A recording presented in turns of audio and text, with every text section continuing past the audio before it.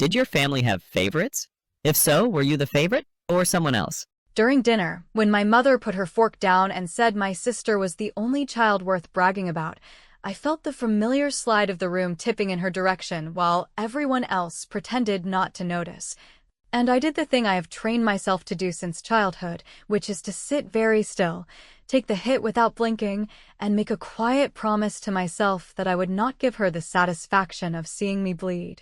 I did not argue, because arguing in that house is like trying to win a game where the scorekeeper is also the referee and the referee lives for the drama. So I let my sister glow, I let the relatives nod. And I let the night finish without the usual desperate scramble to prove I had grown, achieved, or mattered, since the truth is that I am done auditioning for a role that was never written for me. People think the worst part is the sentence itself, the one about being the only child worth bragging about, but the worst part is the way every old slight wakes up inside your chest at the exact same time, like the teacher conference where my mother praised my sister's science fair ribbon while telling the counselor that I was good at being helpful, or the college acceptance that I paid for on my own that turned into a warning about debt and bad choices while my sister's new lease was framed as an investment in her future. Or the way my mother uses my sister's life like a yardstick and then expects me to thank her for keeping me accountable. So I smiled, and I passed the salad, and I listened to my mother talk about my sister's promotions and her glossy networking photos and her big plans that always sound big because no one ever asks for details. And I kept my voice steady when I said I was tired and would head out early, and I kissed my aunt on the cheek and waved at my cousins and told my sister to text me if she needed anything, which made her laugh in that little way she has that is part sweetness and part warning, because she knows exactly how the hierarchy works and she enjoys the view from the top.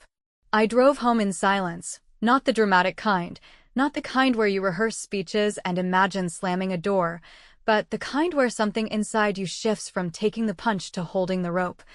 And you realize the thing you have always avoided is not confrontation but precision, which is different, cleaner, and harder to wiggle away from when it lands. I am not a saint, and I am not a doormat, and I am definitely not the disaster my mother likes to suggest I am by calling me independent in that careful tone that means unmanageable, because the truth is I have receipts. Not the shopping kind, but the kind that live in public records and hiring databases and tax filings and state boards where people register their credentials and their companies and their little side ventures that look impressive in family group chats until you ask the boring questions about dates and renewals and whether a thing is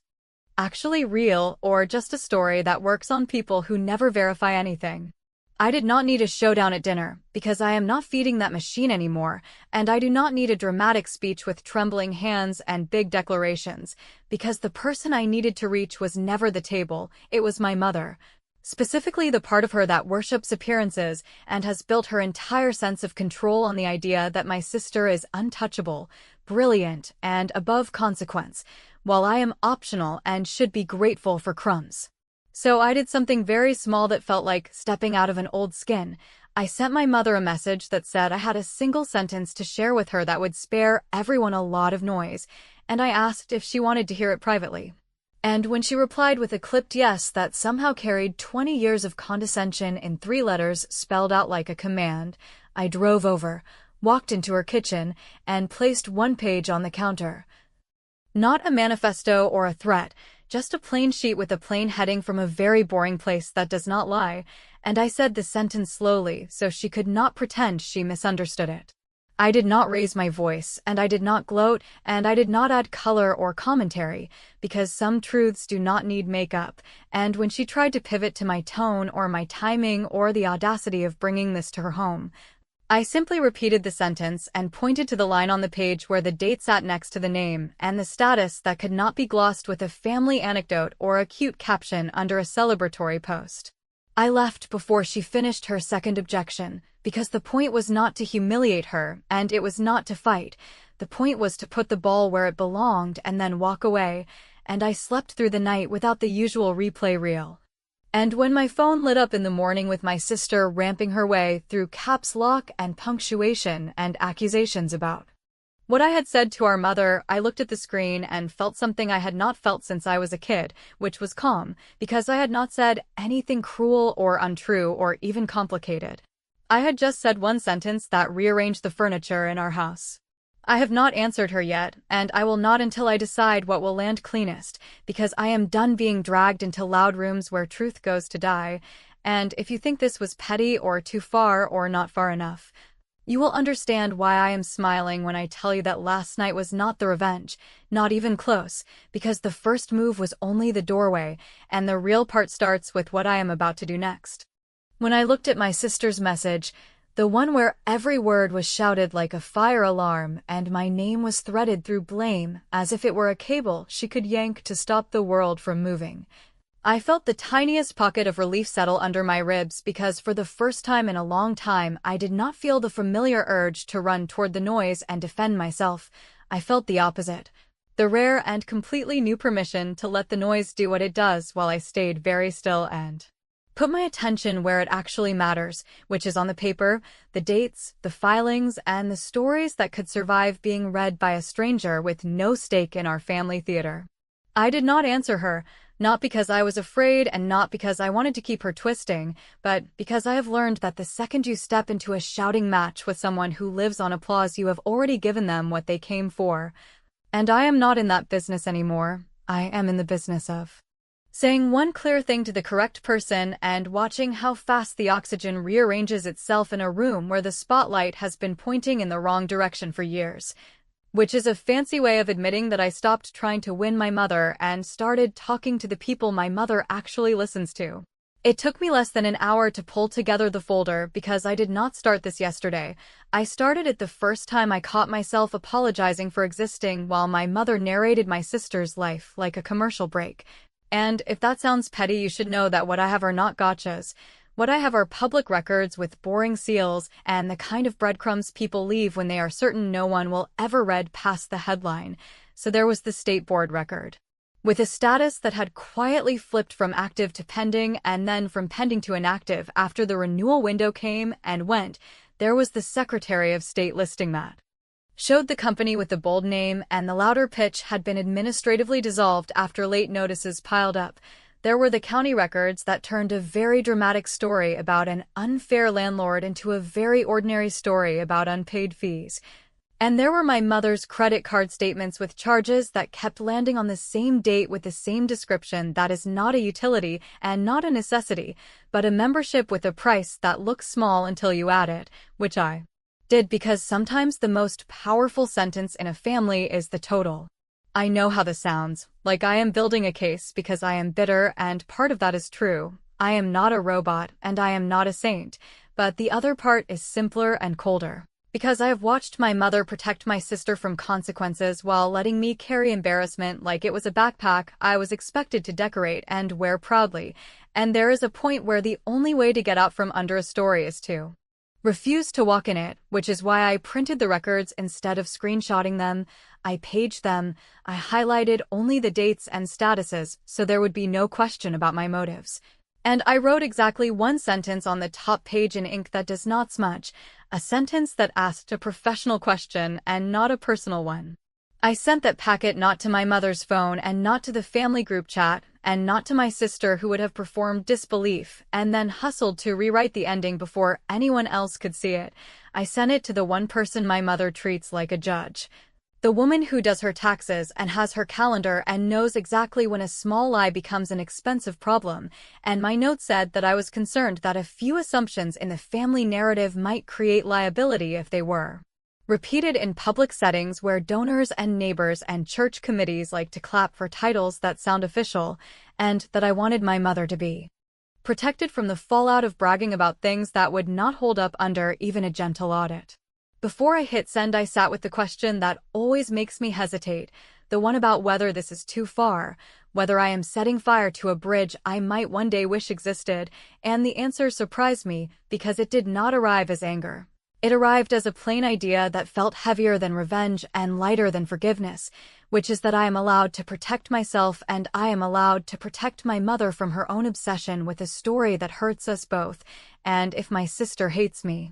For it, she is hating me for drawing a line that should have been drawn the day she realized attention could be used like currency. The reply came back faster than I expected, a short professional acknowledgement that she had received the materials and would call my mother that afternoon to go over a few housekeeping items, and I could picture exactly how that call would go because I have heard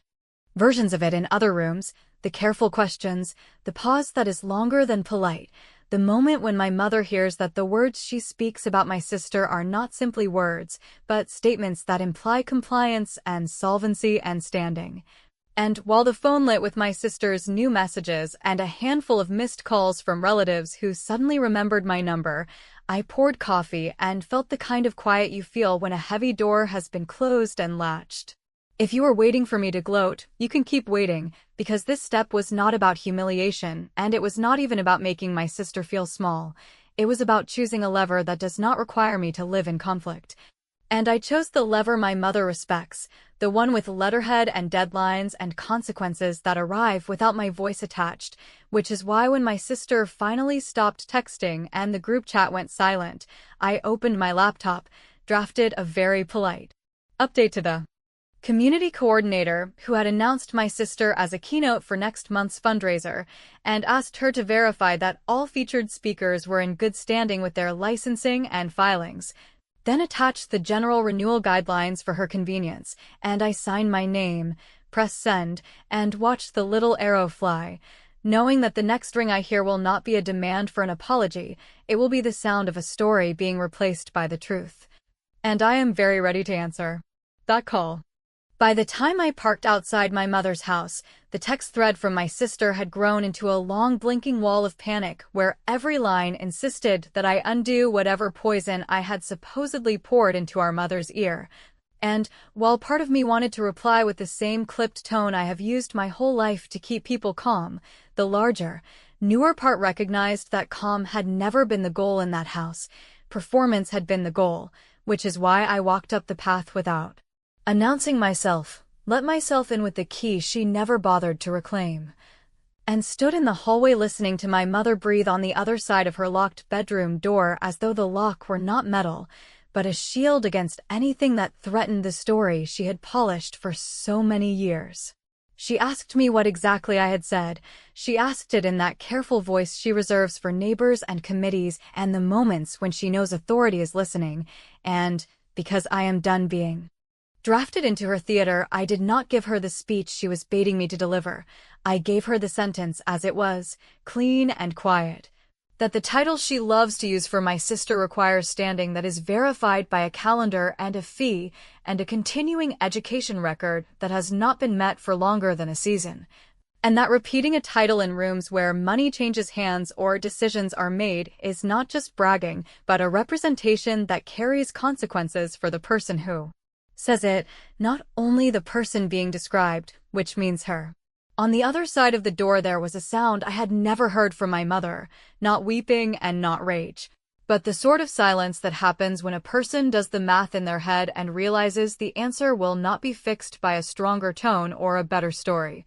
And when she finally spoke, she tried to move the spotlight back to my motives and my timing and the cruelty of bringing this to her home, yet every time she shifted I said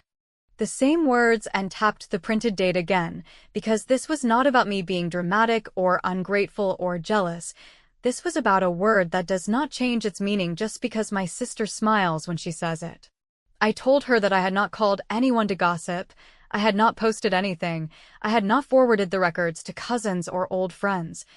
I had simply placed the facts in front of the one professional she trusts to keep her out of trouble, and I had asked the community coordinator to verify all speakers using the same guidelines they post publicly, which is something any adult would recognize as basic due diligence rather than a vendetta, and I said it slowly so that if she chose to call this an attack later, she would at least be lying on purpose and not by habit. When my sister burst in without knocking and began to argue through the door like she was auditioning for a show that required volume in place of evidence, I did not turn to meet her. I'd kept my eyes on the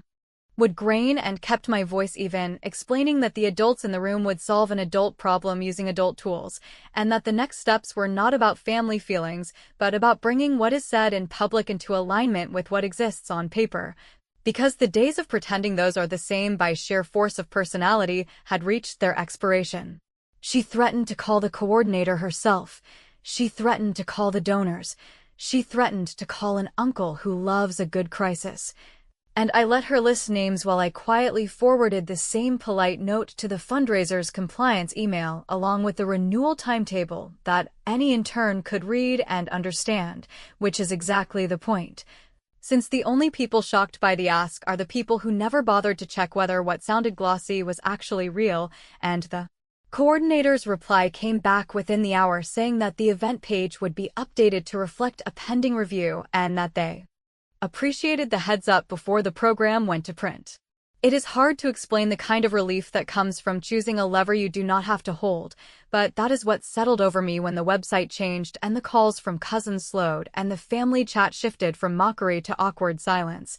Because in that space where I would normally hustle to patch the relationship with jokes or a peace offering, I did nothing except sit at my kitchen table and read the follow-up from my mother's tax preparer confirming a meeting for the next morning to walk through a few representations that might carry unintended implications, a phrase so dry and neutral that I almost laughed, not because this is funny, but because the universe finally sounded like an adult in the room. And when my sister sent the message that landed like a dare, telling me to fix what I had broken or live with the consequence of being cut out of the family for good, I took a slow breath and typed one single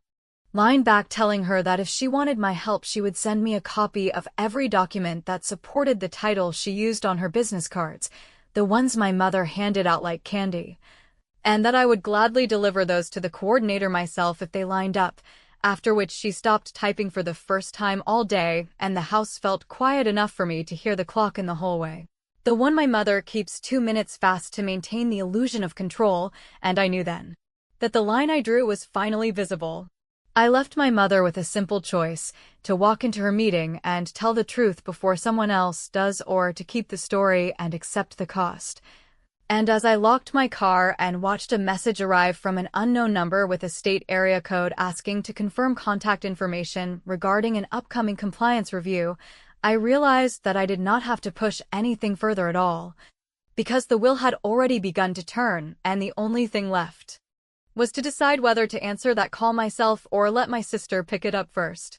By the time the coordinator's polite message confirmed that my sister's keynote slot had been marked as pending review and would be reassigned if documentation did not arrive by the end of the day, the surface of our family had gone from shiny to brittle, with my mother avoiding my calls and answering only in clipped phrases that sounded like legal disclaimers while my sister rotated through anger, bargaining, and oddly tender appeals that made a point of calling me her rock as long as I would please forward a few PDFs on her behalf, which I declined because if there is one thing I am done doing it is laundering other people's confidence, so I told her that any materials needed to go straight to the organization from their original sources,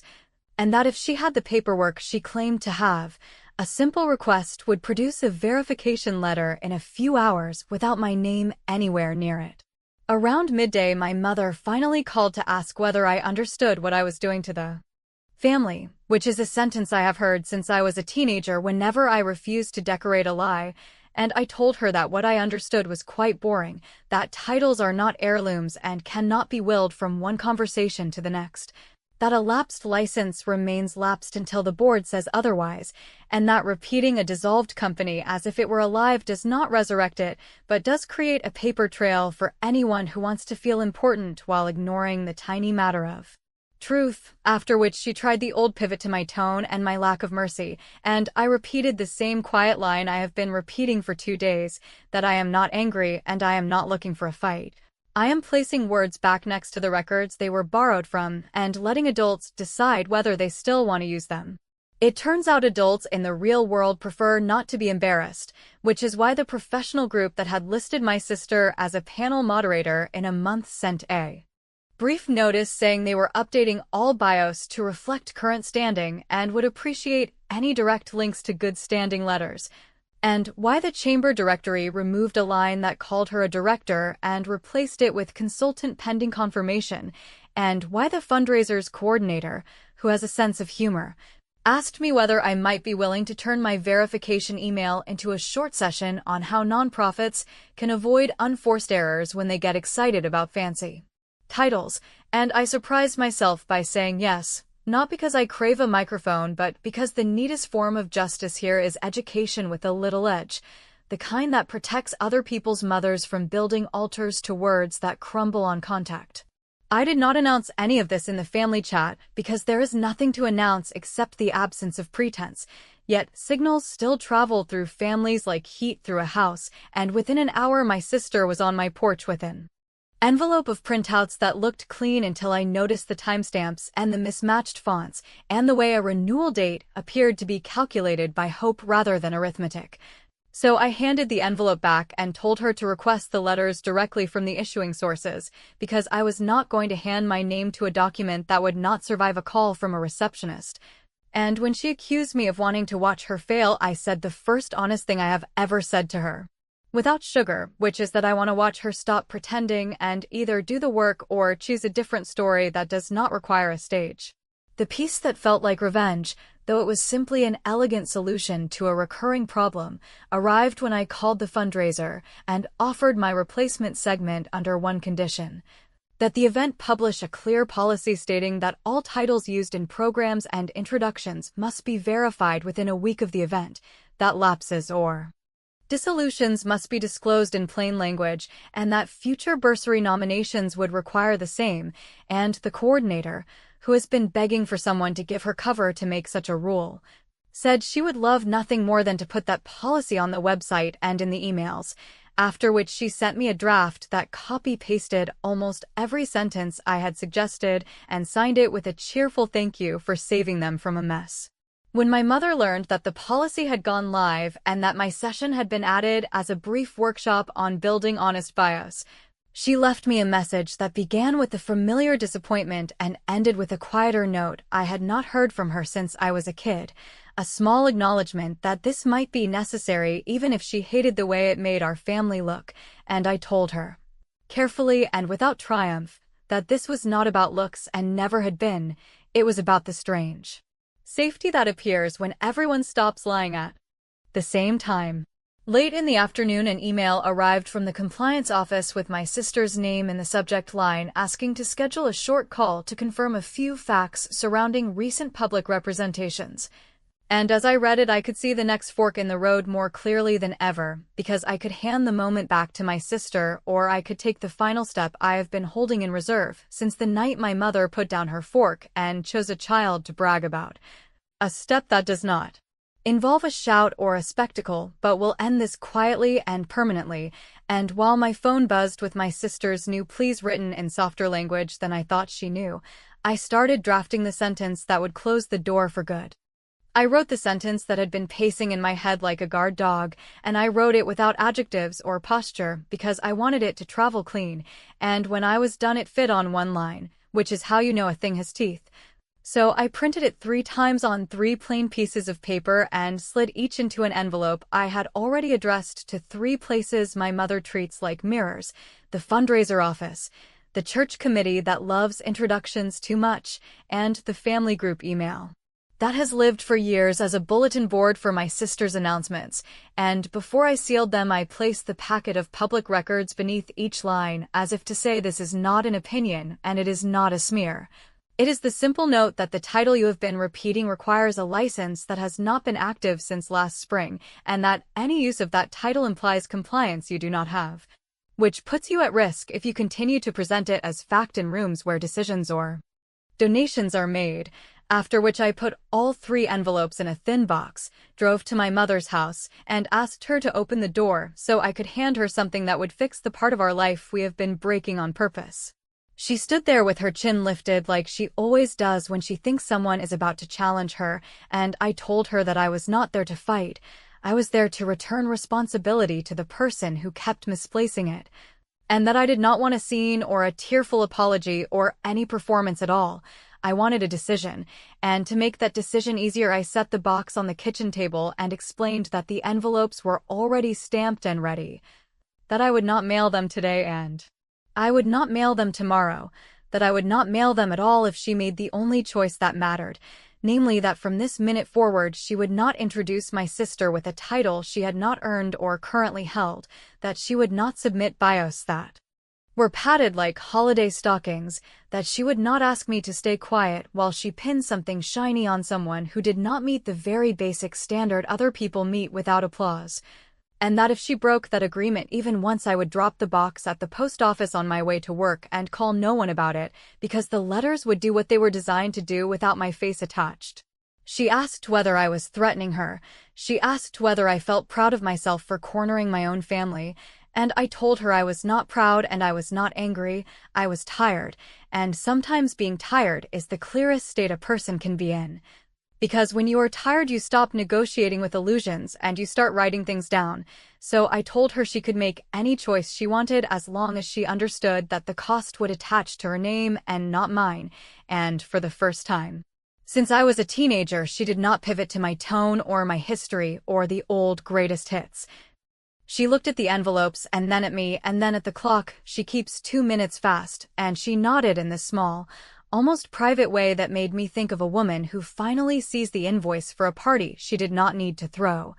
After which she reached for a pen and wrote 3 words on a sticky note that I did not expect to see, which were "I will stop," and she pressed the note to the top of the box like a kind of receipt, and I knew right then that my part was done. The compliance office called that afternoon and I answered, because avoidance is not the same as peace, and I gave them exactly what they asked for, which was confirmation that I was not accusing anyone of fraud and was not seeking a formal complaint,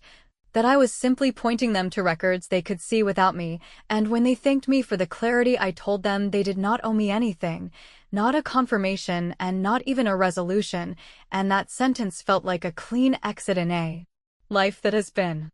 built on staying for the follow-up. So I hung up and opened my laptop and drafted my notes for the small workshop the fundraiser had offered me, and I kept it short on purpose, because if truth needs a monologue it is probably a sales pitch. And I wrote that organizations should verify bios and speak plainly about lapses, and that no one dies when a title is just called what it is, a tool that goes dull when neglected, and I closed the file and felt the kind of quiet that is not a void but a floor. My sister tried one more approach, the soft one, the you and me against the world one, the I can fix this if you just sign off on the letter I drafted one. And I told her I would happily sign off on any letter that came directly from the board that granted the title, and that as soon as she was in good standing again I would be the first to clap, because clapping for real work is not a problem for me. And she went quiet in this way that told me she had finally run out of the energy it takes to keep a story inflated, which is the first honest exhaustion she has felt in a long time, and whether she renews or reinvents is not my business anymore because the door is unlocked for both paths. She just cannot use my back as a bridge to either. On the night of the fundraiser, I did my 10 minutes. I did not name names and I did not act like a hero. I described the difference between a biography and a brochure, and the room laughed in that relieved way people laugh when they realize the rule is not cruel. It is simply clear, and when the coordinator thanked me and the new policy slid onto the screen behind her like a seatbelt you do not even notice after a mile, I felt something I have never felt in any family space, which was the absence of hunger, because no one in that room needed me to shrink or apologize or audition. They needed me to tell the truth in a way that left everyone intact, and that is exactly what I did. When I got home my mother had left a short voicemail saying that she had canceled the remaining introductions and sent a note to a few relatives correcting the language she has been using for years, and she said she was embarrassed, but not angry, and that she would like to start over without costumes. And I stood in my kitchen holding the box with the stamped envelopes, and I realized the final move was not the mail, and not the policy, and not the call. The final move was the rule I built for myself and enforced without asking permission, the rule that says I do not attend rooms where my presence is rented out to prop up someone else's story, and I set the box on a shelf and wrote 3 words of my own on a slip of paper, which were "I am done," and the thing about being done is that you do not slam doors or burn bridges. You turn on the light, you let people see what is actually there, and you walk forward on that floor you finally trust, and if anyone calls that cruelty, they can call it from the other side of the truth, because I will not be moving. I will be living.